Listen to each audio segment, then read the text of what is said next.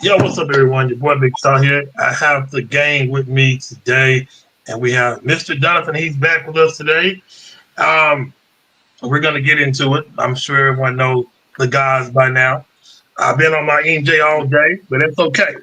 Um, so we're gonna get into Hey the man, eBay. you downgraded. You went from Hen to E and J, man.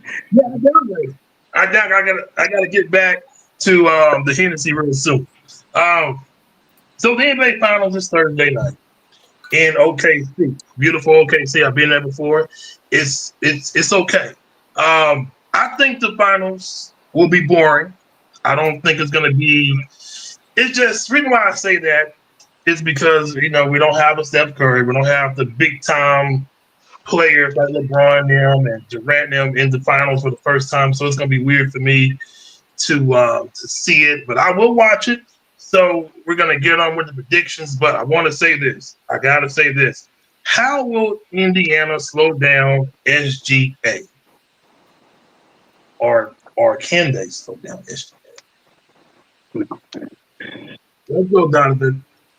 Hey man, I'm a resident of OKC right now, so it's it's uh Why did you say?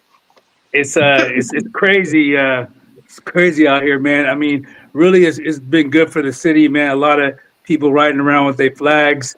I mean, I think everybody knows it. Everybody out here is being real humble, but I mean, if you think about it, I just don't see them stopping OKC. I think the defense is going to play a key factor. I expect Halliburton and Siakam to have a lot of turnovers. If you look at the way Tyrese Halliburton dribbles the ball, he has that high dribble. That's lunch meat for the OKC defenders. You see how difficult they made it on Jokic. Any mid to halfway decent ball handler, like they're going to make it difficult. So I see them creating a lot of turnovers. Um, and also think about it, the the Thunder, they were 29-1 against the Eastern Conference this year. Yeah, Only loss they had was to the Cavs, and they're not in it. And that was like earlier in the season when the Cavs were playing really good. So I see the Thunder maybe losing one game, if that. But the way this team is going right now, um, I just don't see anybody stopping Shea. I think him with the ability to get the whistle, and on top of that, the defense. And really, I mean, it's just I think it's going to be really boring. So I got Thunder in 4, maybe 5, but I don't think they're going to take their foot off the gas pedal. They got a lot of rest and a real young team, but I expect the Thunder to kill them. yeah. I got the Thunder in five. Wow.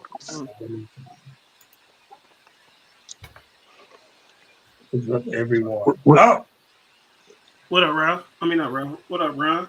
Go ahead, Ralph. All You right, got? Ralph, what you got?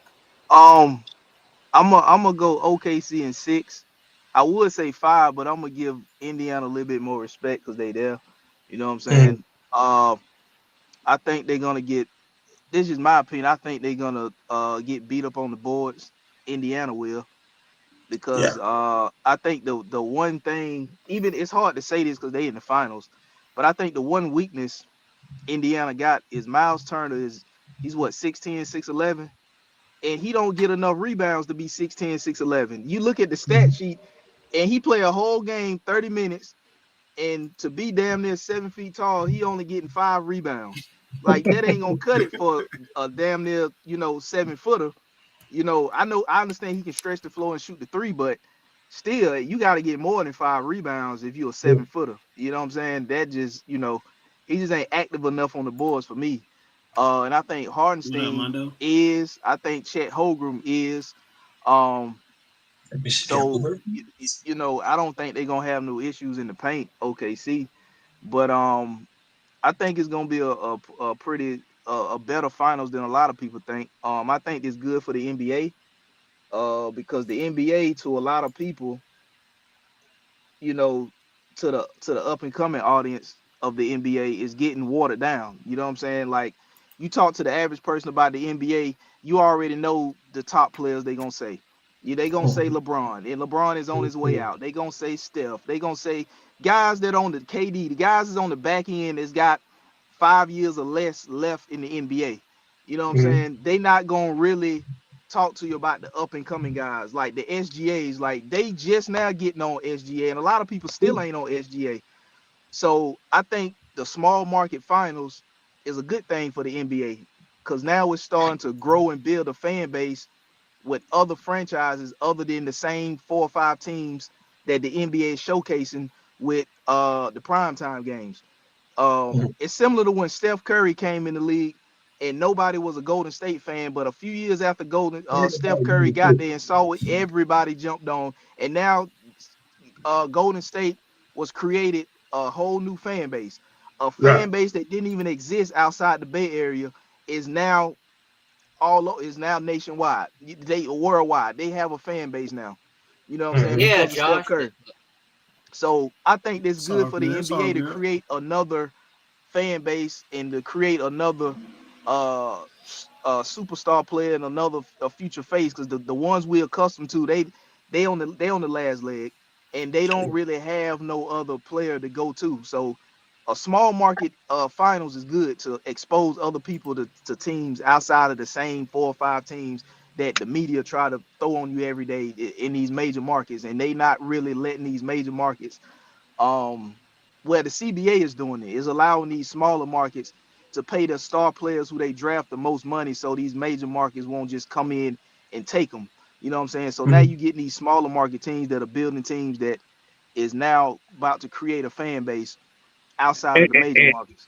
and let's keep it a buck too. Both of these a lot of the people that dog the NBA are Republicans. So these are two red states, man. So you got the demographic.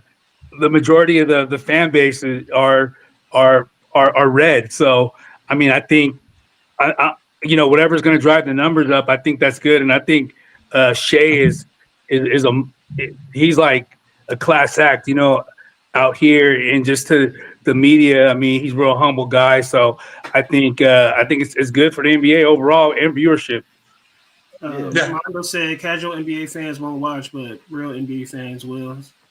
He said Indiana scores off turnovers. Pacers match up well against OKC. People are really disrespecting Indiana. Hilarious. Yeah, I got Indiana. Indiana has not seen OKC, man. The defense is insane, man. It's like shorts. It's I like think Halliburton he a little bit too inconsistent. You know what I'm he saying? is. Like one game he'll have 25, the next game he'll have 7. You know what I'm saying? I'm Then he'll telling you, come back. man. Look how high he dribbles, man. I'm telling you, man. He's gonna turn over the ball a lot. Watch, I guarantee it. They're gonna put Casey. They're gonna put Casey Wallace on him, and like it's like piranhas, man. like it's like boiling the water with OKC. They play defense like that? What I would do if The I'm defense is OKC, insane, man. I would just run Indiana off because it's not like they got a team full of guys that can break you down off the dribble. You know what I'm saying? Like a lot of those guys shoot well. So I'm looking for OKC to just run them guys off the 3-point line and force them to drive into the teeth of the defense where you got Chet Holmgren there and you got Hartenstein there. And you got a good perimeter defender in Lou Dort. So run them off the line and force them to run right into the teeth of your defense. You know what I'm saying? And with the way OKC scramble and hustle on defense, it's gonna be hard to drive and kick and somebody be consistently open because they just gonna make you run off the. That would be my strategy because I don't see Indiana, and it's hard to say that because they're in the finals, but I just don't see them having guys that you could just get a ball to and break you down and say, get me a bucket. You know what I'm saying? Halliburton, like I said, he inconsistent. One game he'll look like a superstar, which I don't think he is, but he'll look like one with 25 to 30. Next game he come back with 7, then he'll bounce back with 13, then he'll come back with 6, then he'll explode for 30, then he'll have 12. Like, I don't, but at least with Shai Gilgeous, he's gonna give you at least 25 consistent. he gonna give you 30, man. That dude is. Well, I mean, He got 25 is gonna the be a bad 25 is gonna be a bad night for him. You know what I mean? yeah. I mean, the way he gets to the line, like, I mean, he always is very efficient too, man. I mean, I honestly, and I'm not like gaslighting him because I live here now, but yeah, it's just I've watched so many games, man, and they just the defense is just it's too much, man. For if you had the Jokic, Jokic had a not that great of a series. Oh, he had a lot of turnovers. I don't see anybody in Indiana nowhere near the talent level of Jokic, and I don't see it. Maybe they'll get one game, but that's it. It'll be one. Before Ian go, Mondo said OKC plays great defense, great defense, zero doubt. But y'all seriously glazing this team. I mean, they won 68 games, but Pacers are different. Okay, Mondo. I mean, the Pacers are all right, but OKC is a different. Mondo, you run me over, man. I'm going for the Pacers, man. I think OKC gonna set the pace, man. They're gonna set that pace. They're gonna. Wait, hold on, Josh. Wait, Josh, are you willing to put a wager on that? Yeah, I might. Hey, if you're picking Indiana, you want to put your money where your mouth is. Hey, man, we'll see, man. What's the first game? Thursday. Okay. Yeah, I got time, man. Okay. We'll see. Yeah. Okay. It's gonna be. Go ahead. When it comes to the NBA Finals, there's some people who are saying this is going to be boring. There's some people who are saying that the ratings are not going to be that great. There's going to be two small market teams. I respectfully disagree. This is going to be an exciting NBA Finals. I'm looking forward to this NBA Finals.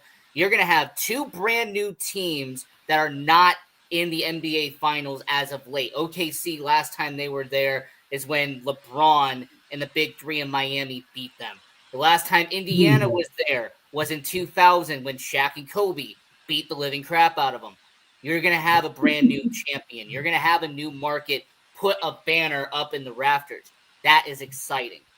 That is going to make some new fans. That's going to make the casual fans become diehards in Indianapolis or in Oklahoma City. That's what winning a championship does. Now, when it comes to Shea, he's a new superstar. He is, in my opinion, going to be the next Steph Curry in terms of popularity, in terms of people going, wait, who is this guy? And all of a sudden they're seeing him play and going, holy crap, that is who that guy is. So SGA is going to be the next superstar in the NBA, and this is going to legitimize it. Now, I have OKC winning in 6. But it's going to be close all 6 games. I don't think you're going to see as many blowouts as people are expecting this is going to be. I also am going to say this. OKC, and by the way, Caesar Sportsbook is the reason why I know this, they are minus 700. That's the favorite for OKC. The Pacers are plus 500. Looking at the odds of everything that's going on here, of course I'm going to go towards OKC, but the odds are not as big as I thought and hoping that they were going to be. $5 on the Pacers, man. I'm see what I can get. Well, it's going to be exciting NBA Finals. I'm really looking forward to it. So. I don't know. I just know this. It's good for the city of OKC. It's good for the city of OKC. It's gonna bring in a lot of money. We know it's gonna bring in a lot of money. All the media, all the stars are gonna be there. Can I give you an historical comparison? I think OKC is going to be what Milwaukee was a few years ago. When Milwaukee won against Phoenix, when Giannis won, it legitimized Giannis. It made Giannis now officially that superstar. Yes, he had won some MVPs. Yes, casual fans didn't really know who Giannis was as much as when he won that championship. When you win a championship in a smaller market, that makes you a legitimate superstar to the casual fans all around the world. So what about this right here? Go ahead, Ralph. So, I was reading the comment about if he wins a championship, is he I don't think he would still be a superstar. I mean, he's a star. Halliburton is a star. He's a star, but not a superstar. Right. No, not a superstar. I think Halliburton's an all-star. I don't think he's a star.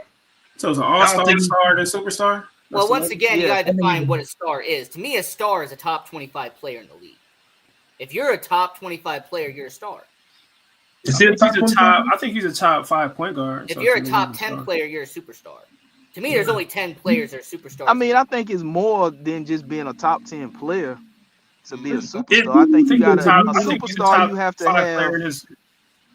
a Is superstar. he You have to even- have some marketability too. You got to be marketable also to be a superstar. You just can't be a top for 10 sure. player. But my criteria Yeah. has always been different. Josh, you've known me long enough. You'll know what my criteria is.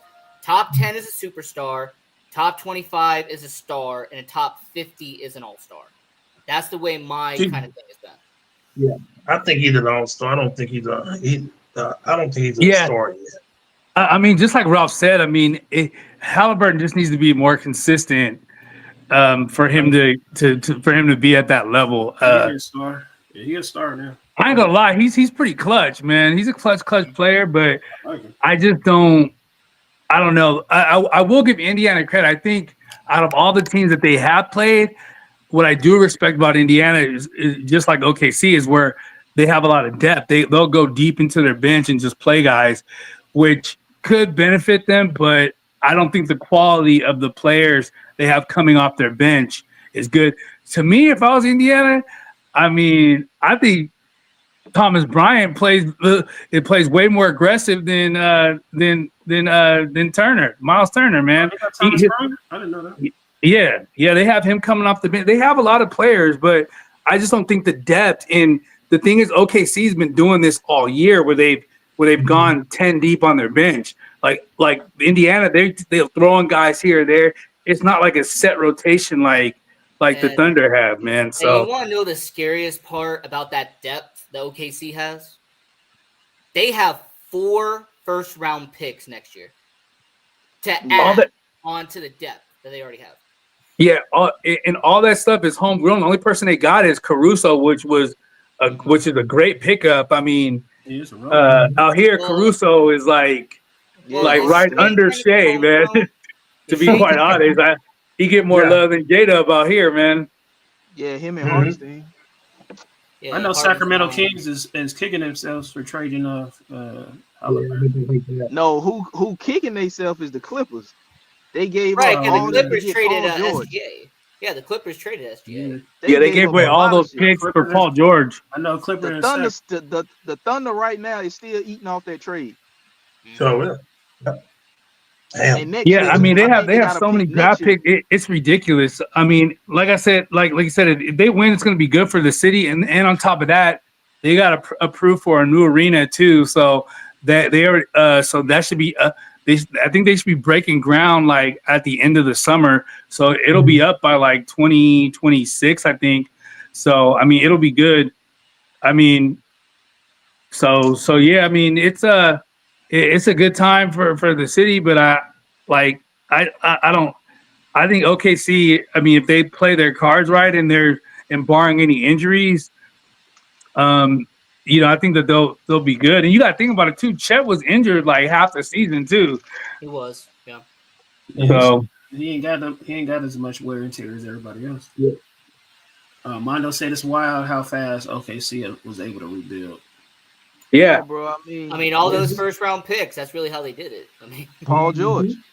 Paul George. And even when they got rid of because if you remember, they traded Russell Westbrook and Paul George within a matter of like 24, 48 hours. Like they They did. traded Westbrook one day, and then the very next day they traded like Russell Westbrook. And so people thought they was gonna be bad, but even after they traded Westbrook and they got Chris Paul, Dennis Schroeder, they still made the playoffs in the bubble.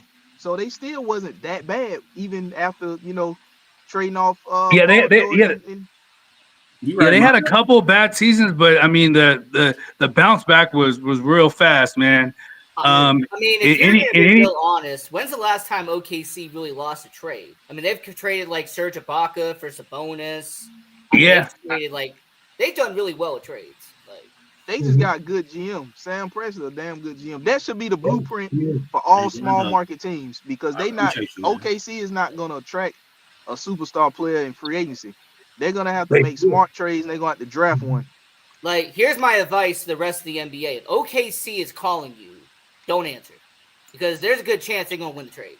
Like, yeah, I mean, because, I think the thing is, like, they have the draft picks, but like I said, I mean, it's going to come to a point where they're either going to have to get rid of J-Dub or Chet, or they can't pay all three of them. So they're going to have to figure that out. But no, they can't. But they can't. I mean, because they're not going to go into luxury taxes like Boston. They don't got the money like that here. Yeah, because they say both these teams not even in the luxury tax. Nah, they not. Okay, Yeah, because everybody on the Thunder besides Shea and Caruso are like 24 and under. Like everybody that plays is like they're like 24 and under. But J-Dub's like 22, Chet is 21, Cason Wallace is 21. Like the other Jalen Williams, the taller one, he's like 24. Like they don't have anybody really under like Shea in Caruso. Caruso's the oldest one on the team. He's 31, and everybody else is like 26 and under. Yeah, Pacers, they don't even have no super. Yeah, I think the average age of the team is like 26. They ain't got nobody over there on the Pacers except for Halliburton and and Turner. Turner probably the oldest one over there. But Yeah, Turner. Yeah, Turner's old. Yeah, I mean the Pacers got how old is Pascal Siakam now? Yeah, he's old because he's a late bloomer. So I mean, I think Pascal's like 31. I mean, him and Miles Turner are like the oldest, and then you have like Thomas Bryant like 26. I think Halliburton's like 23, 24. And none of them making money like that anyway. So yeah, I mean they have Neesmith, Nembhard. They're pretty young. So I mean they got a lot of depth in Indiana. I just don't think their depth is quality as OKC, and they haven't had a set rotation to support that depth the whole entire year. I don't know. I don't see it. Really, the only depth Indiana has, they have three centers. I mean, when you have a trio of centers, that's really all Indiana has in terms of depth. Yeah, I mean, if Matherman could actually play consistent, it would be a big difference maker because he's had some good moments, but he's had a lot of bad moments too. But yeah, I mean, they got the personnel, but it's just the quality of it is not in the cohesive unit. You know, it's just not there yet. But Rick Carlisle's a damn good coach, man. Yeah, he already won a chip. I thought Sean was asleep. I was like, I thought you was nodding off, man. Hey, that EJ, man. I was looking at them baseball games. They gonna win this for Reggie Miller. I will say that before we get off the topic, I do think OKC. I do think they're gonna be shooting a lot of threes. They're gonna run Indiana out the building in game one.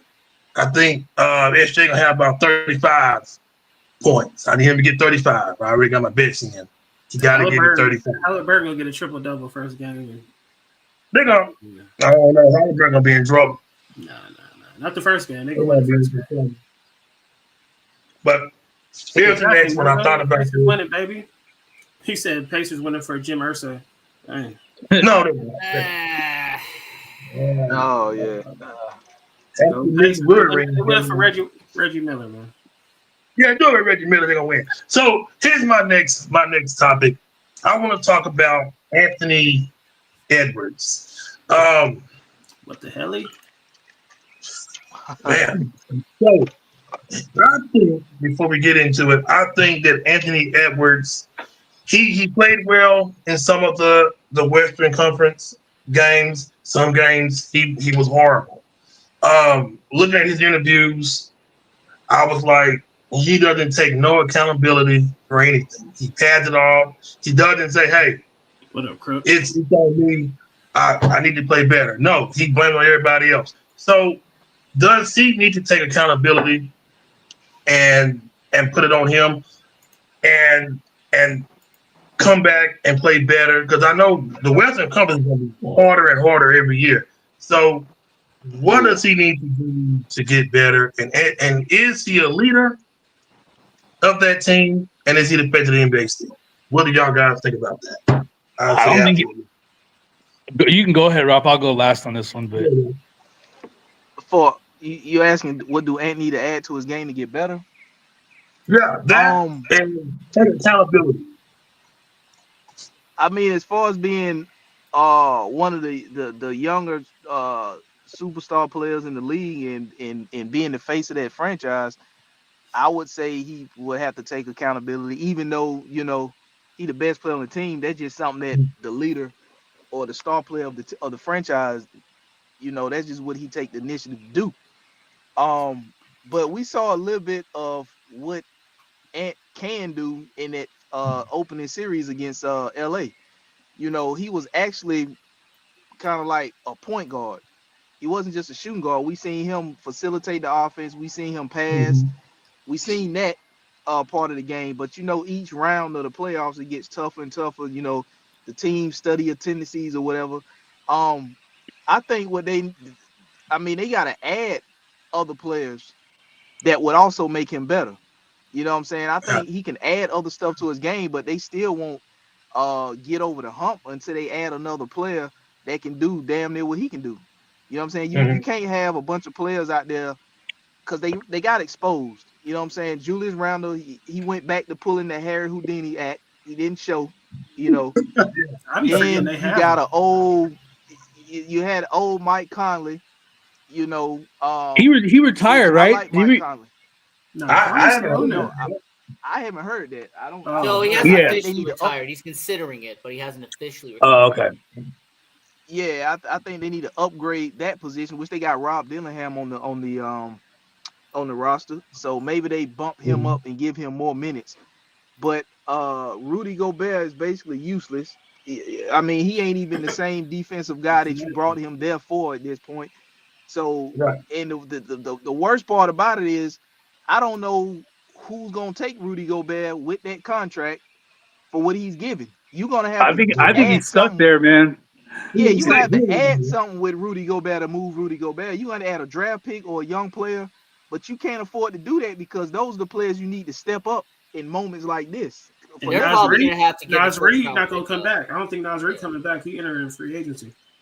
Yeah, I mean, so you got to get another wing player in there that can actually create, not just somebody that can catch and shoot. You need somebody that once you get ran off that 3-point line, they can comfortably put the ball on the floor and got a handle they can get to the rack and finish.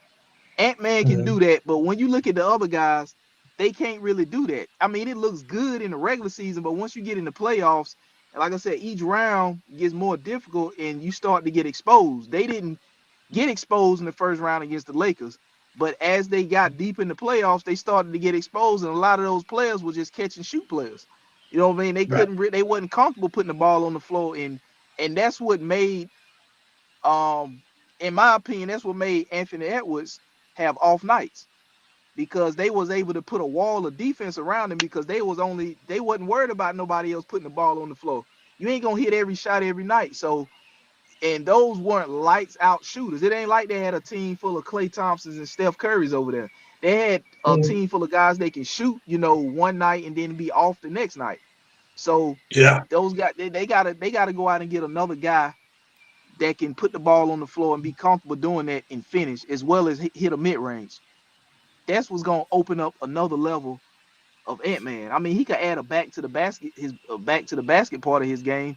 Well, if he got a mismatch, he just go down on the block with it. But that won't even matter in the playoffs if you don't have another guy that can create to you know, keep it open for you. So they got to go out in free agency and add that. Or if they already got it on the roster, they got to put it in the rotation and give him more minutes. Right. Yeah, I'm with Ralph. I think Anthony Edwards is he stepped up in his game, but they definitely got to build around him. That team is like automatically they automatically gonna go to the playoffs, but like Ralph said, they're gonna get exposed the deeper they go. They just can't get over that hump with the guys that they do have. It's not good enough. You know what I mean? They're good enough to go to NFC Championship, not NFC Championship, the conference finals. Western Conference. Conference finals. But that's about it. You know what I'm saying? And they didn't even get there. again. So they definitely got to work on that roster. Gobert definitely ain't going nowhere. Go ahead, Ian. So when it comes to Minnesota, Anthony, well, since you asked like 3 questions in one, I'm going to try to answer them all. Yeah, dude. When it comes to Anthony Edwards, the turnovers is something that I would address. He was averaging about 4 turnovers a game. And I understand in the modern NBA, where there's all these lobs and there's all these running back and forth constantly, catch and shoot, there's going to be deflections. I understand that. But when you are among the leaders in your team in turnovers per game, especially when you being a young player like Anthony Edwards is, he's still developing and progressing. That is what I would work on if you're Minnesota, is limiting the turnovers when you're coming from your zone over in your end, getting over into their zone, being in the offensive side out there with Anthony Edwards. That is what I would work on with Ant-Man, is the amount of turnovers that he has per game. It is a noticeable problem when it comes to Anthony Edwards. Now, Minnesota having all the bigs that they do, when you have so many centers and so many power forwards on that team, you don't have as many guards down low. And like Ralph alluded to, when it comes to Rob Dillingham, yes, he could be that guy potentially, but if I was Minnesota, I would add an extra guard or two to help the depth of Minnesota alongside Anthony Edwards. That's what I would do there. And when it comes to Anthony Edwards being the best player in the league, I don't think he is. Anthony Edwards is a really good player. He is a superstar. He is an all-NBA type of guy. But would I say that he is the best player in the league? I'm going to say no. There are 3 players that I have in mind for best in the league, but it's not Anthony Edwards. But I will point this out. Since he is American, okay, and since he is from the good old US of A, and the NBA media loves to promote players who are American-born, I have no doubt in my mind that he is going to be up there. All right, Jason Tatum, they've been trying to shove down our throats for the last 7 years because he's American-born. If Ronnie James was not the 58th overall pick and he would have been drafted higher, they would have shoved him down our throat because he's American-born. You just got to be good. For some reason, the NBA media, I'm going to say xenophobic, I just call it what it is. If you're not American-born, they don't want to put you on that mantle as the best in the league. They just don't want to do it. Who's your 3 top players then? Now, for me personally, Shea, he's got to be up there. I understand he's Canadian, but I don't care about that. He is among the best players in the NBA. Jokic, for the last 4 or 5 years, has showed that he is among the best. Doesn't matter if he's a big, defensively, offensively. Jokic is one of those type of guys who is among the best in the NBA. And because of what he has done throughout the last couple of years, if he works on his diet, if he stays healthy, and he really focuses on his game, I'm still saying Luka. Because of his age and what he is doing right now, Luka, Shea, and Jokic. I like that. Luka, my favorite player, so I'm with it. I'm with all 3 of those. I like it. I like Luka too. He's up there. He's pretty damn good. Well, it's time for some college football. My favorite sport, my favorite time of the year is getting close. So, since I live here in the beautiful state of Oregon, and I'm about maybe an hour or 2 away from where the Ducks play, we're going to get into the Oregon Ducks football. I think this is a schedule. That's it. That's it. It is. So, we're going to get into it right now, everybody. The beautiful Ducks. I better be careful on how I do this because there are a lot of Duck fans around me. So, oh yeah, you in Oregon? I forgot. Yeah, so I have to be really careful. They love their Ducks. So, the first game is against Montana State. When you look at this schedule, guys, what is the first thing you think when you look at this cake with this cupcake schedule, what is the first thing you guys think before we get to the prediction? They Different not color playing uniforms Georgia. every single game. They're not gonna lose to Georgia this year. Oh man, damn, that's a good one. Man, What do I you think mean?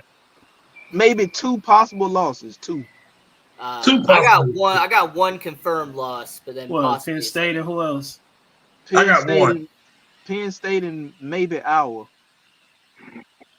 Yo, that's crazy. 'Cause I got Penn State and maybe USC, depending on what the talent is over there. Yeah, I Nah, got Penn State. I'm out on USC, man. Lincoln Riley, man, he done. Hey, Yeah. I've noticed about USC, they have their on years and their off years, but when they're on it, man, they're one of the best in all of college football. They got to go I, 2 I, I think I think it hits differently now that they're in the Big Ten, man. It's just USC has I don't know USC's schedule, but I know they at least have I think they have Michigan or Ohio State this year. But yeah, Oregon they must have drew the short stick or whatever, because they they should lose like one game. I mean, Wait, hold on. That Washington game, is that in the Seahawks stadium or is that in? They got their own stadium. Well, no, what I'm asking is with Washington, is that Yeah, are they say playing Seattle. it especially in the Seahawks stadium or is that at their own stadium? That's their own stadium. You know. Oh, okay. I was gonna say if they're playing in the Seahawks stadium, that might be a loss. I don't know. I think they'll beat USC. USC got to go to them. Yeah, that's what I'm saying. I mean, I don't like Oregon. They barely lose any games at home.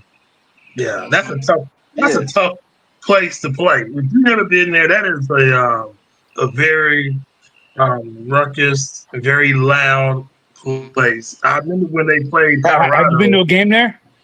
Yeah, I've been to a few. When Colorado came to town, that place was packed. That was a very, very, very loud and very crazy place that day. It was very crazy. They hate Ohio State, but they drew the luck of the Irish. They don't have Ohio State. They don't got Michigan. I just got one loss for Oregon, and that's against Penn State. And I think everything else will be fine. That's a cupcake schedule, and I think that they're gonna go to the national championship. I just got a feeling that they may go. Second round exit. So their quarterback is Dante Moore, right? Yeah. That was so. You know, he initially committed there, went to UCLA, and then went and transferred back. So we'll see. I mean, we'll see. But they have good personnel. So I mean, they probably will maybe lose one game. They'll definitely get a playoff bid for sure. Yeah. Being the fact that they have they have 12 teams now. Mm-hmm. Yeah, I'm just stick with Penn State. That's gonna be a loss. But everything else, they're gonna run through that schedule. They're gonna run through. I'm sorry. They go to the championship. Lose to Oklahoma State. Yeah, Oklahoma State's trash. They don't kill Oklahoma State. I mean, if this was a few years ago, I would have said Wisconsin was a threat. But Yeah. I mean, here we go, Utah. Here we go, Utah. I mean, realistically, looking at this schedule, now they do have some cupcake games. Cal Poly, Wyoming. You know, West Virginia's gonna be a game. West Virginia is going to be a little bit difficult. UCLA, since it's being played in UCLA. We're not good, bro. Hey! In college we're football, not good. When you're playing at UCLA, there's always a chance there. Now, I mean, we do got a nice quarterback though. We got that transfer from Tennessee, and he's nice. Yeah, you got the one that was held out for the NIL money. Yeah. I can't pronounce it. Now, Yeah. looking at this schedule, I have Utah going 8-4, maybe 7-5. That's what I got Utah at. Damn. Who y'all losing to? That So- was Texas Tech? So I got BYU. With that being a rivalry game is being played in BYU, yeah, that's going to be a tough loss for Utah. I think that Kansas State has always been a difficult team, especially when it was Pac-12, Big Ten. Kansas State's going to be really tough. Arizona State, I highly doubt Utah is going to beat them. I'll be shocked if they do beat Arizona State. I like what Kenny Dillingham is doing out there. And then, you know what? I think Texas Tech, that could also be a loss too, because Texas Tech does have some underrated attributes there. So, yeah. But it's something about that West Virginia game. I don't know if it's going to be a night game. Oh, it's If- 50-50. if- It's questionable. Yeah. Morgantown. I don't know if you guys been to Morgantown at night. That's an intimidating place to play too. In Morgantown, it gets overlooked, but it's a pretty difficult place to play as well. So it's going to be a tough game for them at West Virginia if it's at night. But it's going to be a pretty good game for them. But- Only two night games that are confirmed so far is UCLA and Wyoming. That's the only two that are confirmed night games. But Yeah, the West Virginia game should be a night game too. yeah. They bring out the crazy people. Yeah, University of Utah normally doesn't get that many night games. Most of them are played in the afternoon, early morning. So Damn. They should. Donovan, where Cal Poly at?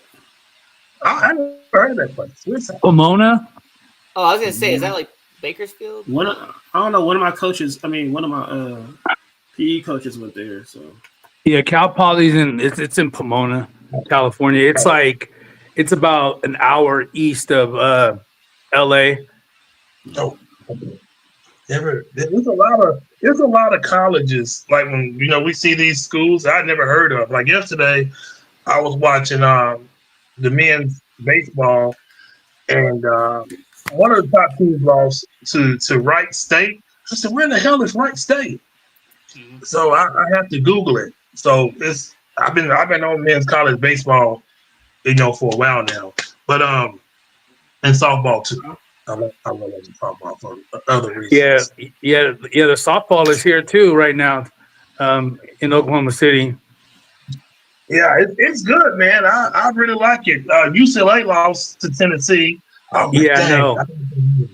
I had to win that game, but I know.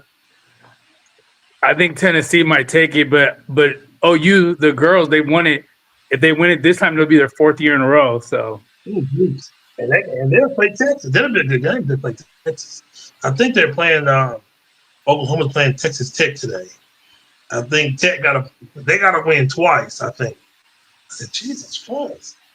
But that's it for my topics. I don't know if you guys have any topics y'all want to talk about before we get out. no, of here. I mean, I had to step away for a second, but on the whole Ant thing, he's not I don't think he'll ever be the face of the league. I just maybe later, but I don't think he has the personnel. I don't think it's set up for him to be the face of the league.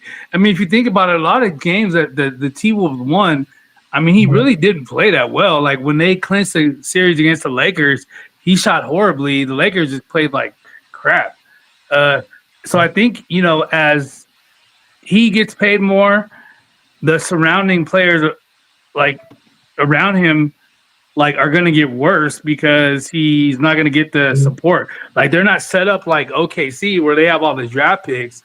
I mean, they have like high contracts in Randall and also Gobert. They're probably going to, like you guys said before, they're going to lose Naz Reid. So a lot is going to have to go on his shoulder. And just like Ralph said too, I mean, you need a point guard that can get to the cup, man. Like, because he can't be the only one that can create. Like, you saw glimpses of it. I mean, but like Nickeil Alexander-Walker, I thought he played really well in the Western Conference Finals. But I mean, it's not going to be a consistent thing for him. Jaden McDaniels is primarily defense. I mean, he can have offensive spurts, but they don't really have anybody else, man. And like, and Conley, if he retires, I mean, I don't know, will man. say that Conley didn't McDaniels leave is for a minute. underrated defensively. I feel like he doesn't get enough respect, McDaniels, when it comes to defense. So. Yeah, no, I think him and Walker, Nickeil Alexander-Walker. I don't know what his contract is, but that would be a good person to pick up for somebody that wouldn't require a max deal if he was available. They could trade us some of them. Because I don't think, like you guys said, Gobert. I mean, there's no way that there's no way nobody was going to want that contract. It's horrible, and he's so limited. If they give us some picks and Gobert, and we could throw them Kuminga because you know Steve Kerr. Like you would have to get a Gobert if he was on an expiring deal, then maybe somebody would give him a shot. But I mean, I don't know how much time he has left on that contract. I know it's more than 1 year. It's got to be at least 2 to 3 more years. I'll take him. But now I want Nas Reed though, since we ain't paying Kuminga, are we not gonna pay Kuminga because of Steve Kerr? Yeah, Nas Reed would be good. He would be a good fit for the offense in Golden State. He'd be killing us when we play them. Yeah, I mean, if you had a bunch of picks, you would probably throw some draft picks with Rudy, and somebody will take Rudy just to get the draft picks. But but I don't think they got picks like that. yeah, Rudy won't be a free agent till 2028. Yeah, damn. What? Oh no, That sucks. at the end of the 2028-29 season. So he'll have a player option for 27, 28. And what is he getting paid? Like 20 something? How much is he getting paid per year? Like He's getting paid like 35 million around there? Hey. Like 35, 36? Like, No, hey man, I ain't mad at him for I collecting. remember when he signed that contract, I was thinking like, what? yeah, he'll be getting 35 this year, 36 and a half next year, and then 28, 29, 27, 28 when he got a player option, it'll be for 38. God Yeah. damn. Yeah, You I probably mean, you got him, and then did Ann already sign his extension or not? Not yet. I don't think so. I haven't heard anything. he got his money. Who? Did? Now I did hear this though a few days ago. Oh, yeah, I don't he know did. if it's true. Yeah, Ant-Man signed his deal. Yeah, he signed the Supermax. Paul Anthony Towns, is he gonna leave New York or is he gonna stay? Who that? Paul Anthony Towns. Oh, I keep Cat? hearing- yeah, I keep I think they're gonna sign him. I think they're gonna keep him. I think you would have to. Yeah, I mean, he's a good player. I just think he could sell. it just I don't know, man. He played good, but some people think that he didn't play good. Some people say he need to lose a little bit of weight and all They this got stuff. They got further than last year than the last 20 years. So Yeah, they did good. So I mean, He's done. really Something with the like- Knicks. And it was crazy. I mean, I watch a podcast, Player's Choice, and they were talking about like how eventually it's going to get to the point to where Brunson is going to start declining offensively, and where it's not going to be able, like, it's going to get to the point where Brunson, not saying he's going to be unplayable, but the fact is that their offensive output is going to not be good enough to keep him playing. Because think about a lot of times in that series, like they took him out for defensive purposes. You know what I mean? And they had to keep subbing him in and out, man. I think now, like, is he a superstar? Yeah. Wait. Who? I mean, you add the New York tax to it, then He's a superstar. Nah, I wouldn't say superstar. I think you think he's a superstar because he's playing in the New York market, and that's what I'm saying. That New York tax is pretty good, man. Well, hold on. Here's my question. Okay, here's the only thing I ever have to say when it comes to superstar or star. Is he a top 10 player in the league? Yeah. I think so. I think I can name 10. Let me see. Yeah, he's like in that 11 to 13 range. Because to me, he's a star. I think that Yeah, Jalen star. Brunson is a star, but what he's alluding to makes sense. He's a star, but since he plays in Madison Square Garden and plays in the biggest market, it makes him a superstar. That's But a big he's one. really a star. Next week, He ain't Melo. Carmelo was a superstar. Yeah, superstar. No, What you do next week? we can play a game called Star and Superstar, and we can name the players as who the star and who the superstar. Come up with the list. I mean, we could do that next episode. Yeah, no We problem. can do that. We can do that and bring it up. But All right. good thing to talk about right there. Bronny. Man, Bronny? get out of here, Bronny. Get out of here. Bronny, Hey, we're not ESPN. All right, we're not a four-letter network. All right, we ain't doing that. All right. Bronny is superstar, man. He's a superstar. Hey, by the way, to 2 million people watching around the world, I want to say this. We are not going to talk about, is LeBron retiring during the NBA Finals? We're not doing that, all right? You know He was hurt, man. He was hurt. He was great. He was hurt. Oh, man. here's also another rumor. Because you know, when you be on Facebook, you see all these people, like these podcast people, but I think it's trolls. Someone said that Russell Westbrook was retiring. Then they said Mike Conley was retiring. I can see And I'm like, Conley. Westbrook was having surgery. I never heard this man retire. And you know what's? You know the crazy thing about it? This post had over 1.4 million views. It's over a freaking lie. Yeah, Russ ain't retired. I don't see So here's my rule on that. Yeah. Unless it comes from one of the 4 confirmed sources that I trust, I Yeah. don't believe anybody. All right, Me. I don't believe it unless it comes from Woj, even though he no longer does it no more. Shams. Sham. Haynes, Crispy Haynes, or Mm-hmm. it comes from like officially the NBA. Like those are the only 4. Yeah, I mean, I'll take like you know, also too, like I like Ramona Shelburne too. Okay. Yeah. She pretty accurate on her stuff too. But yeah, like all these little posts on Facebook.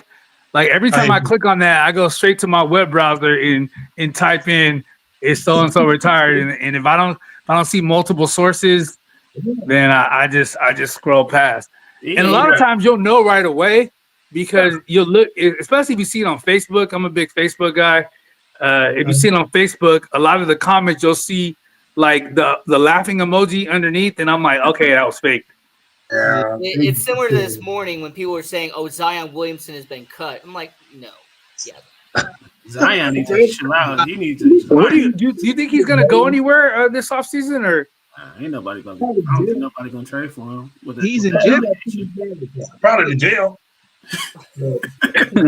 Jeopardy will get moved. I mean, he got a lot going on. Zion. They also the Pelicans. I don't.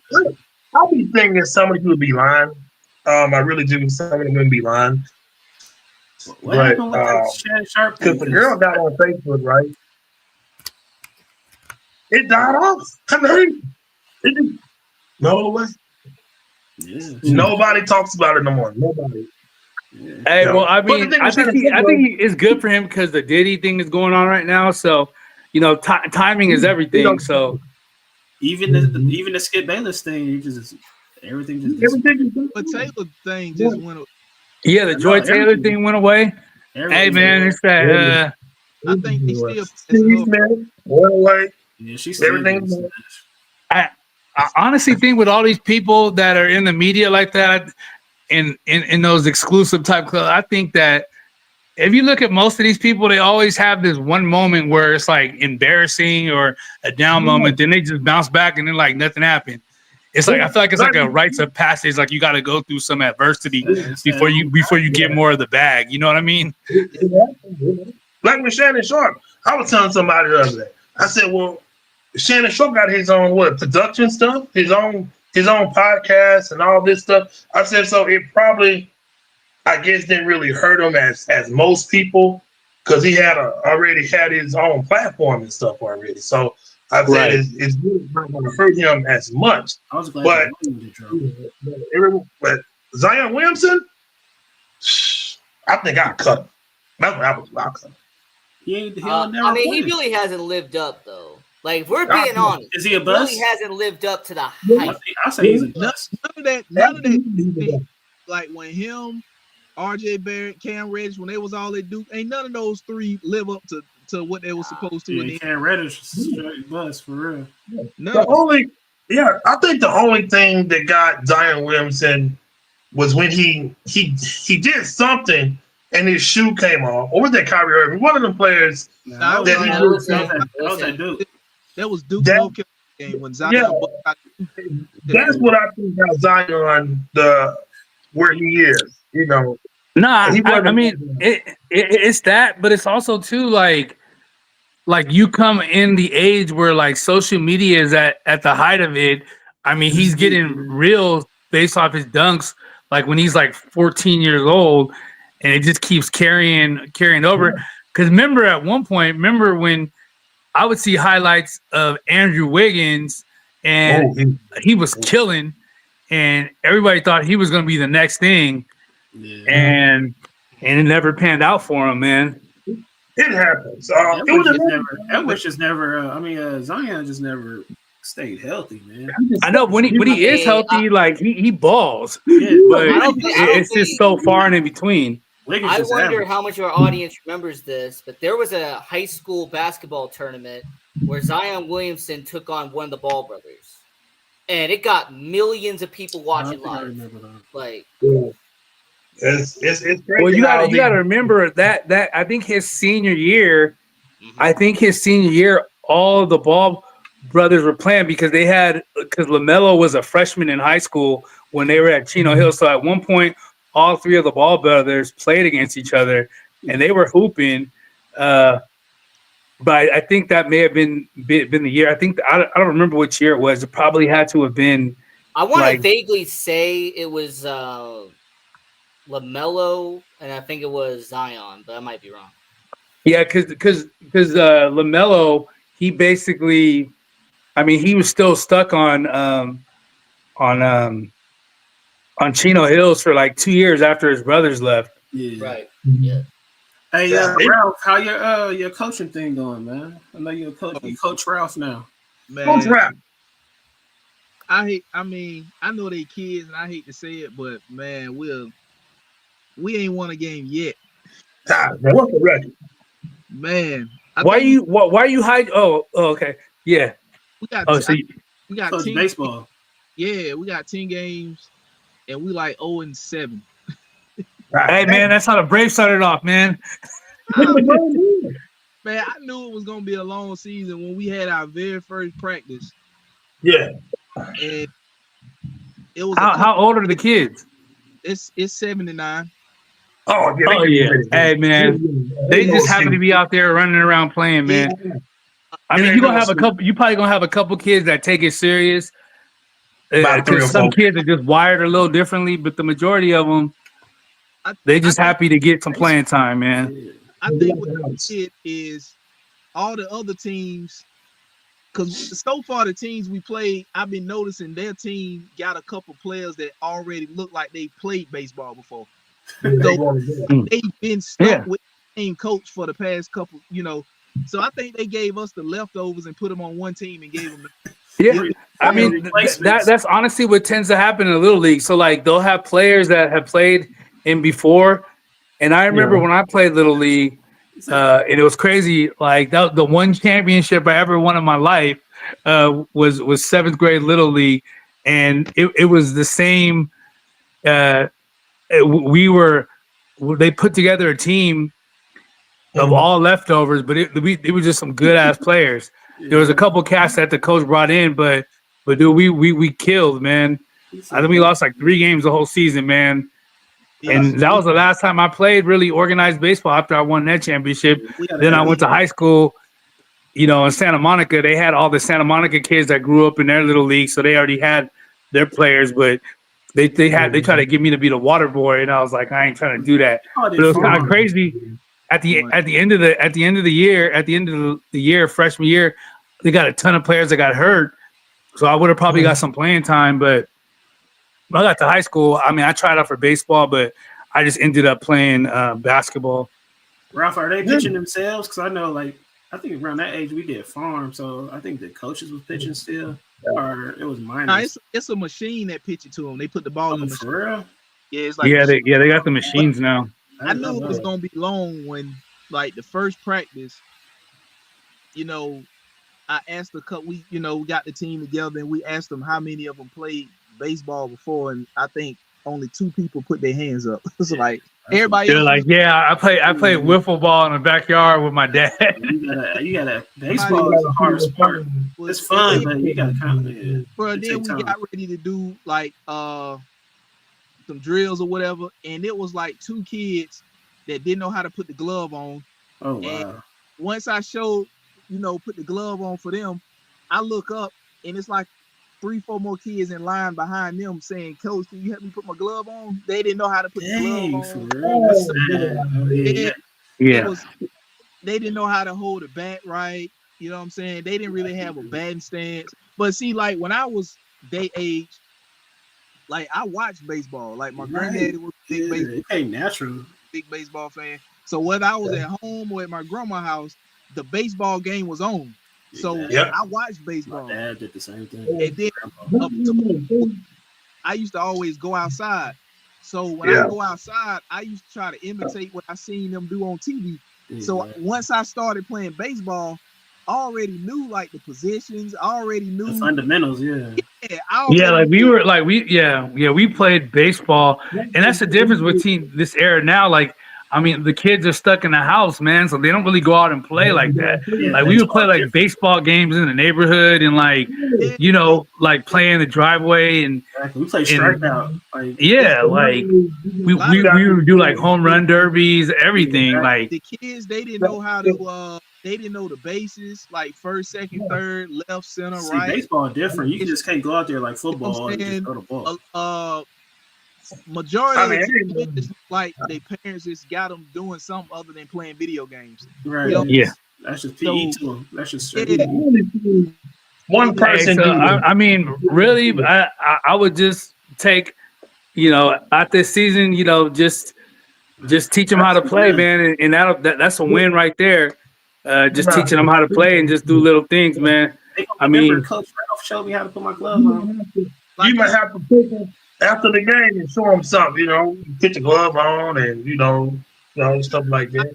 I don't think I ever had a winless season anytime that I played. Yeah. But all right, guys, I gotta go, man. I'm gonna holler at you. I'll be around next week for sure. Yeah, all right. We'll be back next week. Whatever. But yeah. That's tough though. The 8-9-year-olds, that's tough. Yeah, tough, bro. They get up and bring the cell phone and running behind them girls. That's probably why they don't want to pay attention, But it ain't what I thought we was growing up, man. We just go outside, play baseball, football. Different now, man. You don't come out the house to play baseball. To like, you really, you know what I'm saying? You either gotta watch baseball or you gotta play. You gotta watch it. Yeah, you gotta watch it. Baseball. We always had Astro games on, or Astros. You got to know the rules and the fundamentals. Like if you don't know the bases, like that's tough. Yeah, I mean, to play baseball, you got. I don't say you have to watch it, but it will help if you watched it. Nah, it helped big time. It helped big time. Baseball is like one of them sports where you can't play this year and then skip the next 2 years and then go back to playing again. Like you have to constantly play. You have to play every year. You have to play in the off season. That hand-eye coordination is crazy. Yeah, a lot of them. You gotta find. They don't make a lot of phenom baseball players.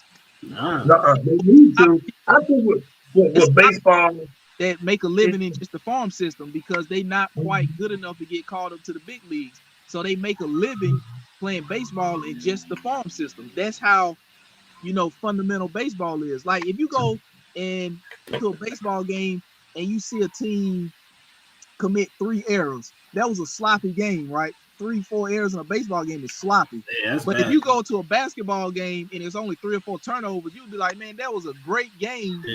I had 3 or 4 turnovers. But you go to a baseball game, you see 3 or 4 errors, you be like, oh man, they were sloppy. Exactly. You know what I'm saying? It was baseball. You just gotta stay in baseball. Baseball is a different sport, man. Like you can't take a lot of time off. Nah, you can't, because there's not a lot of phenom players. Like you literally can just only start playing basketball in high school and become a great player. Right. You never start playing baseball in high school and that's not gonna work. at all. Because I don't know one position except for probably first base that you just got to learn how to catch. But still, then you still got to learn how to field the ball and stuff like that, and dig it out. It's still hard. Like, learn situational baseball. You got to learn the responsibility.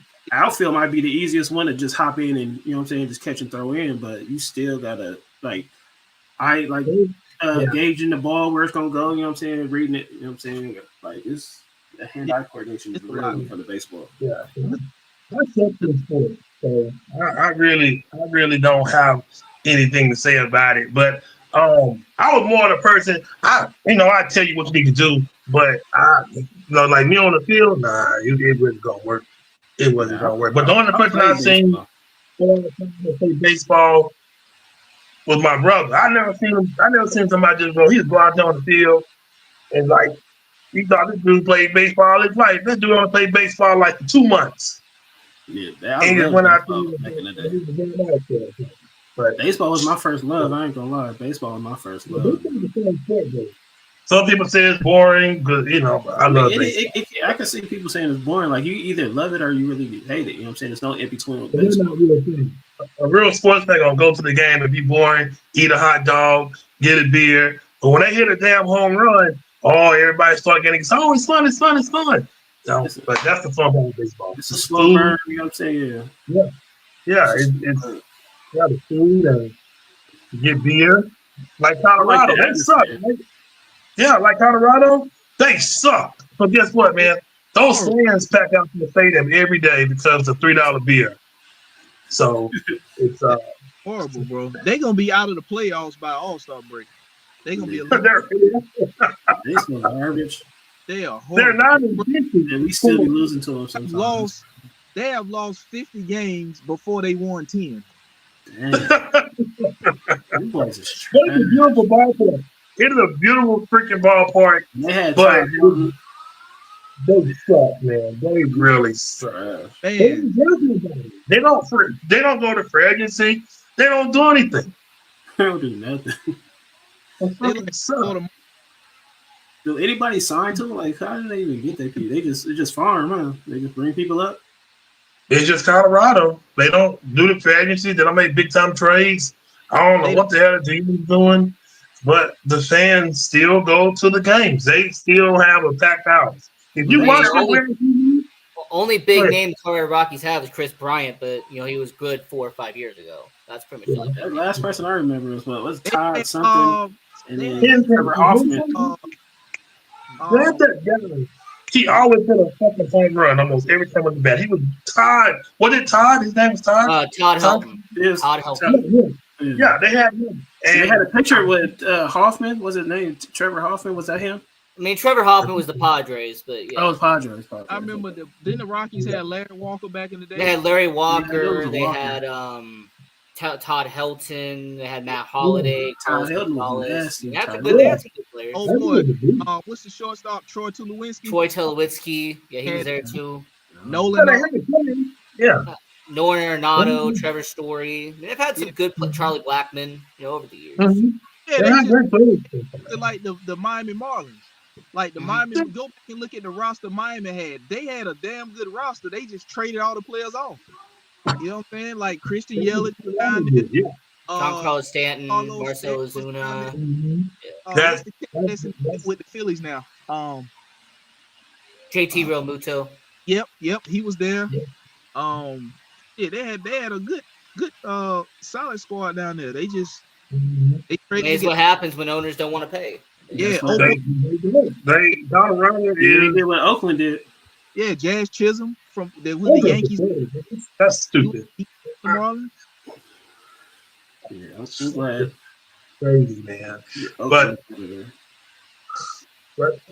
that's it for me. But guess what? We're gonna be back next week, and we're gonna do the superstar and star stuff. That should be fun. And we're gonna just let it flow like we did today. That was a great show, guys. If anyone got any last things they want to say? So Dallas Mavericks are open to trading the first overall pick. They've received offers. Woo! The Dallas Mavericks have received trade offers for the first overall pick. But for who? They for who? Now, the teams have not been confirmed, but they have received phone calls. Now, granted, in the NBA, you can call all you want. Doesn't mean that a trade's actually going to happen, but phone calls are being always shopped around. The question I want to ask the panel and everyone watching all around the world is if the Dallas Mavericks do hear a trade offer that is enticing. If there's a team that says, hey, we're going to give you 4 first-round picks, or hey, we're going to give you 3 first-round picks and a pick swap, would the Dallas Mavericks trade the first overall pick and let someone take Cooper Flag? Yeah, They'll be done. I don't. They'll be done if they do. This is perfect. This is the perfect scenario for Dallas and Nico Harrison to save face from that Luka trade to bring in Cooper Flag.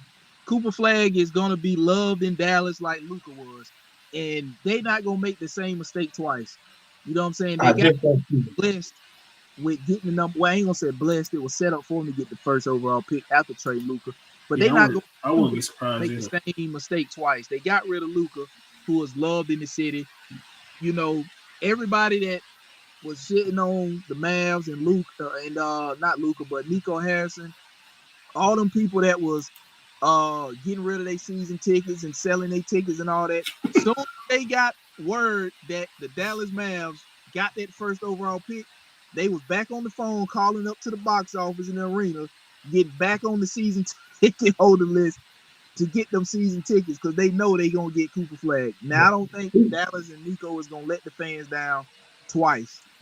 Don't do it. Don't. We gonna see, but I want the right offer come. We'll see. That would be bad if they. You You have know. to get something Because like to 6 first-round picks for the next 6 years and pick swaps. Yeah, it'd be a crazy. Yeah, it'd be Because to crazy. me, there's only one team that could do it, though. Looking at the NBA draft picks, and I was on the website last night, there's only one team that if they called up Brooklyn? Dallas and said, hey, we're going to give you our 2 first-round picks this year and our first-round pick the year after that, and then we're going to have 2 more years of pick swaps. Okay, see? Okay, Brooklyn. The San Antonio Spurs are the no. only team, in my opinion, I that don't they think have the they second can go. overall pick. I want to remind you that. If they swap with Dallas, so Dallas goes to 2, San Antonio goes to 1, and Dallas gets 4 years of number 1s, they're the only team realistically I think actually makes sense. If I still Dallas wouldn't do it. I don't know I if they wouldn't do it though. I I don't know. wouldn't do it. I wouldn't do it. But if you do it and Dallas becomes trash, Right. like you got San Antonio. Yeah, I don't think they're gonna do it right in the same state. That'd be and crazy. the thing is not going to be too happy.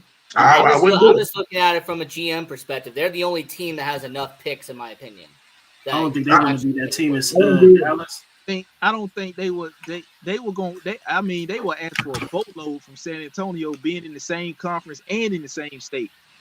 Damn, Yeah. like San Antonio has 7 first-round picks in the next 3 years. That's why I'm alluding to it. They pretty much have enough picks. they gonna have to give me Make it all work. 7. Give me that tall tree you got up there in San Antonio. Then I'll think about it. Give me that tall tree you got, and I'll think about it. You got to give me Yeah. all picks and throw in Stephon Castle. And that tall tree, the castle and that tall tree you got, and we might have a deal. I mean, ASAP said he wouldn't be surprised if they traded it. I wouldn't be surprised either. I think Let's Dallas do would probably do it. I would be. I I would be. agree with that. This is your chance. Castle and when that tall tree guy, you give me those 2, you can have Flag. But I think Flag will open some ass, in the NBA season. This guy's gonna be really good. I will think about it, but I think Flag gonna be a problem when the season starts. I can't wait to see him start. I'm excited though, but if I was Dallas, I would think about it. You give me that Stephon Castle and Wembley, whatever his damn name is, that tall tree. You give me him, and I swear we're gonna go into a closed office meeting with the whole Dallas Mavericks brass, and we'll think about it real deep. And I think they would do it if you give those 2 players. I think Dallas would probably do it. and then who was black gonna go to San Antonio, and they're gonna go to the playoffs, and they're gonna whoop Dallas, and then they're going, oh man, I can't believe we did that. But we'll see. We'll see. I mean, if people that I'm talking to are correct, Dallas may not even beat Dallas in 4 or 5 years. Oh, and here in Portland, the Blazers are for sale. So, we don't know what's going on with that. Because Phil Knight, his name was the first name I said when the news came out.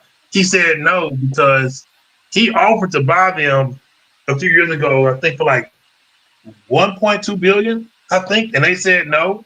So I don't know what's going to happen now with the Blazers. So you can't move them though. That's the problem. They have to stay here in Portland. So if y'all guys want to get together and buy the Trail Blazers, we can. They're worth some billions. The Nike owner, what's his name? Phil Knight. Ain't he in on the trying to get him? No, he said no. Oh, he don't want him. He don't want him. He tried to get him at first, and they told him no. So I guess he said he ain't gonna deal with it. He stays like maybe like 35 minutes away from here, and you see him. If you pay attention, you will literally see him driving. If you pay attention, you will see him sometimes. He's not a a-hole or nothing. He's a real quiet person. I think that would be, if he gets the team, I think that would be good for Portland because he seems like the type of guy that if he gets the team, he has the money and he's willing to spend it. Mm-hmm. He can sit on the money because he already told Oregon that he would offer them unlimited NIL. So he desperately wants to win, So if he gets that team, he ain't just gonna sit back and not spend money and not do, try to keep up the win. He gonna spend money to stay in the loop to try to win. He want to win, But but hey, out of curiosity, is the Microsoft executive still own the Trailblazers, or is it somebody else? no. What's his name? Paul. Oh, it's Paul Allen. His sister owns them. His sister owns the Blazers. It went from him. Did he pass away or something? Yeah, he passed away, and it went to her. It went from him to her. So That's the Microsoft guy I was thinking of, Paul Allen. Yeah.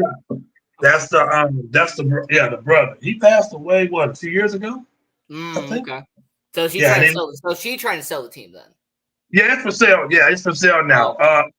I forgot what was said about the sale because I was looking into it.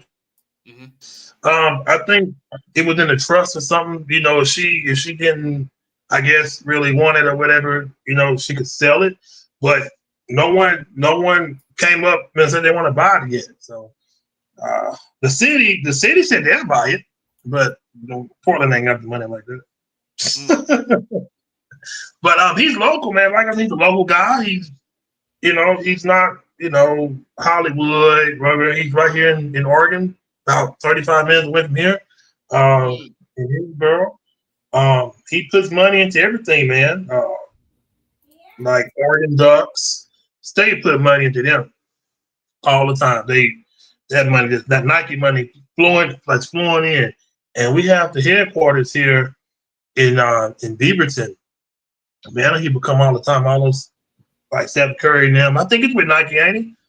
He was here. I don't know why he was at Nike's headquarters, but he was at the headquarters like a few years ago. That was fun. Tiger Woods was here before. Really, the only big person that I could think would be Portland ownership would be whoever owns the Major League Soccer team for Portland. Now I don't know if they have NBA money, but I mean I would say probably the owner of MLS maybe want to own the NBA team. That's I don't know who owns that soccer team, but we can find out right now. But I'll tell you, soccer is really big here, and they're trying to get Major League Baseball.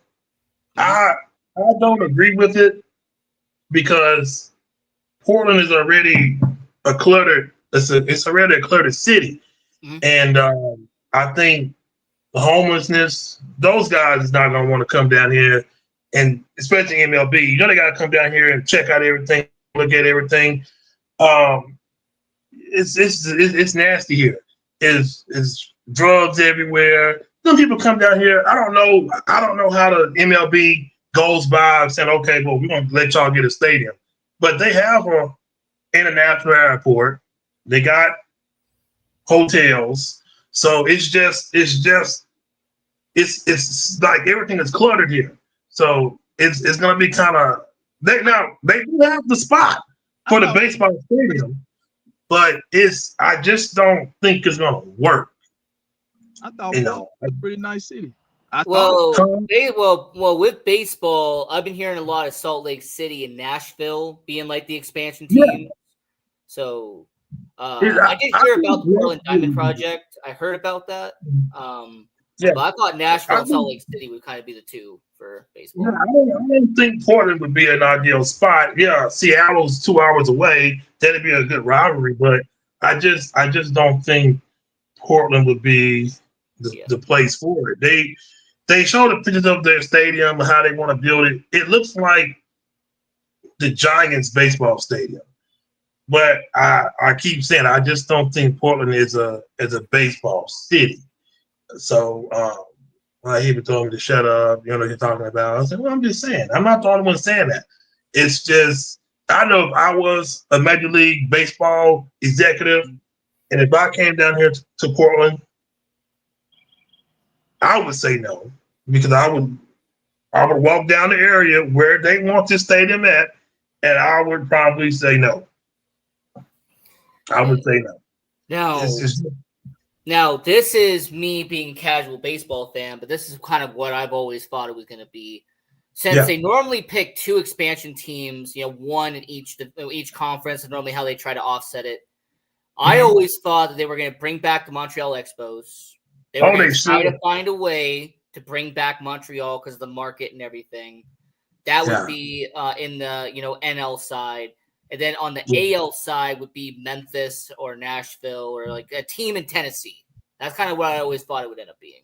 But I go with Tennessee. It's just like with the NBA. Seattle needs a basketball team. I think like growing up, Seattle Supersonics was they was a great team. So I think they should get a basketball team back up there. Vancouver. So I hope the NBA really get those teams back, man. I enjoyed watching Seattle play.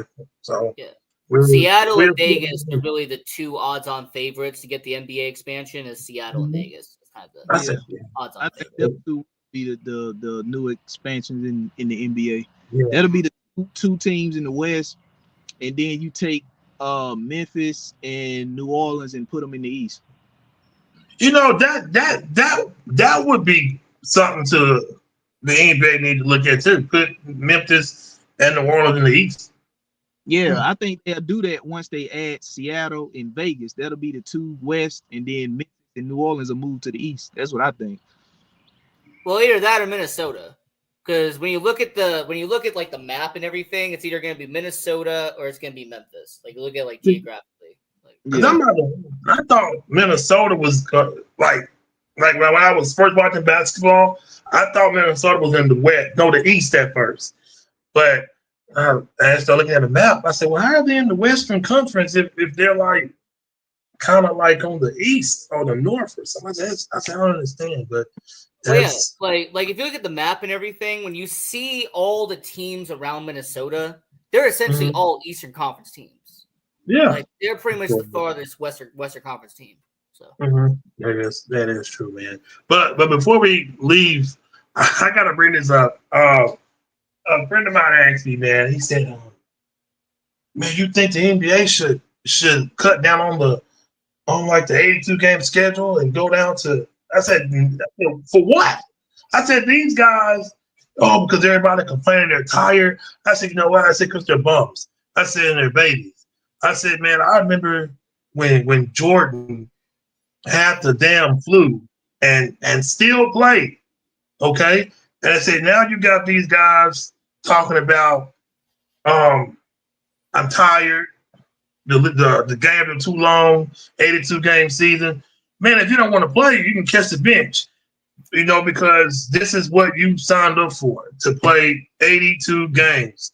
All this what they call it, time management or player management or something. When It's these load players- management. Load Yeah, management. I think it's crap. I don't like it, and I think they should also get rid of the playing tournament. I think that is real stupid. I don't like it. So You know, so before I pass it over to Ralph, I'm gonna try not to be an asshole. Mhm. But here's what I'm gonna put out. Put it out. They play 82 games in the National Hockey League. All right. Yeah. And they play at a way more physicality. It's way more tougher. The NHL can do 82 games. The NBA can most certainly play 82 games. It's not as physical as the NHL. You can play 82 games. You're just being sorry. That's all you are. If you're an NBA player and you're complaining about 82 games, you're soft. You're SAWFT. You're soft. That's all it is. Now, That's when it. it comes to the play-in tournament, I haven't been a fan of it the whole time. Which is ironic because the Chicago Bulls have been in the play-in tournament for what it feels like the whole 5 years it's been around. I don't like the play-in tournament. Also, Players too. for anybody who's observed this, if you go on to like Wikipedia or if you go on to NBA.com, they don't acknowledge the two teams that lose in the play-in. They do not count as a playoff team. If you get eliminated as a 9th seed or 10th seed, they don't count you as a playoff team. So if they're not going to count you as a playoff team, then you weren't a playoff team. Get rid of the play-in tournament. Do 1-8, 2-7, 3-6, 4-5. Let's go. Right. Yeah, that's just the NBA making extra money. That's all. That's all. But They make it. in-season tournaments the same way. I mean, it's all about making extra money. That's all it is. Yeah, That's the viewers. I don't know, but a lot of these players, I'm gonna be honest with you. A lot of these players don't like basketball like you think they like. Like the guys used to love it back in the day. A lot of players now don't love it like that. They just love the check. lifestyle that it brings to them. They just love the max contracts and the lifestyle that come with it. They don't love playing it like them guys did back in the day. You know what I'm saying? I mean, Ben Simmons, prime example. He don't love basketball. My back hurt. He just loves the pay that comes with it, that provides him the lifestyle that he's living. He don't love basketball. And I can almost guarantee it's 75% of the league is like that. Mm-hmm. You know what I'm saying? I agree with that. If you love basketball and you getting paid, basketball players now is getting paid more than they've ever gotten paid before. Way more than they got paid back in the day. Some of these contracts is ridiculous for the stats. And some of these players, if they've been in the league long enough, if you go back over the past 5-6 years, they've been in the league up until now, they play the same way now they played 5-6 years ago. They didn't add nothing to their game. They didn't get better. They did absolutely nothing to get better, to say they love basketball. They don't, a lot of them don't do the off-season workouts. No. Some of them do now, but a lot of them, they don't show up until it's time for camp. They not putting in no extra work to get better in the offseason because they got the same game now that they had 5 years ago. And if you are an NBA player making max dollars, making as much money as you making now, even if you don't have a max contract, you still making a hell of a lot more money now than players made back in the day. You don't love basketball. You just love the pay and get that lifestyle, the lifestyle that come with. That's all it is. Like this is minor. Trust me, this is gonna be petty talking.